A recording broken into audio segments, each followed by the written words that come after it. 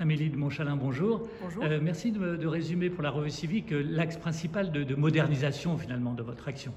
Pour moi, il y a un enjeu majeur, c'est la transparence des résultats de l'action publique.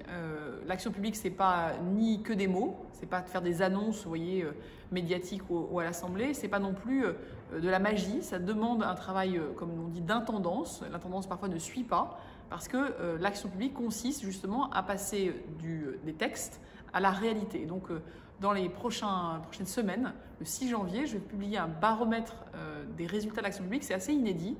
C'est à la maille de chaque département de pouvoir rendre visible, concret, à l'échelle donc de 25 chantiers prioritaires qu'on mène depuis 3 ans, ce qu'il se passe concrètement.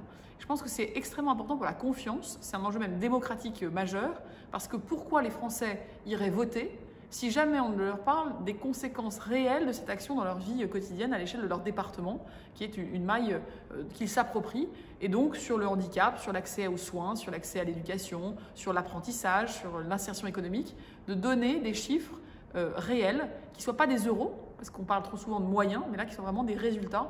Et je pense que cette transparence, c'est un gage nécessaire à la confiance et donc au fonctionnement démocratique. Mais la culture de l'évaluation n'est pas totalement française dans l'histoire. Vous savez, publier ce baromètre, c'est en soi un chantier de transformation publique à l'intérieur de l'État, parce que faire remonter ces données, faire remonter des résultats et pas des moyens dépensés, faire aussi accepter qu'on publie des choses qui soient en cours de déploiement, en cours d'application, que ce n'est pas fini et que donc effectivement il y aura des endroits où ça marchera moins bien que d'autres, qu'on assume aussi de voir que nos chantiers doivent se prioriser.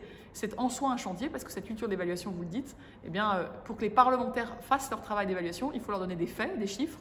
Et donc c'est l'engagement qu'on est en train de prendre. C'était au cœur de l'ADN politique du président de la République dès 2017, et donc ça va se concrétiser très prochainement. Merci.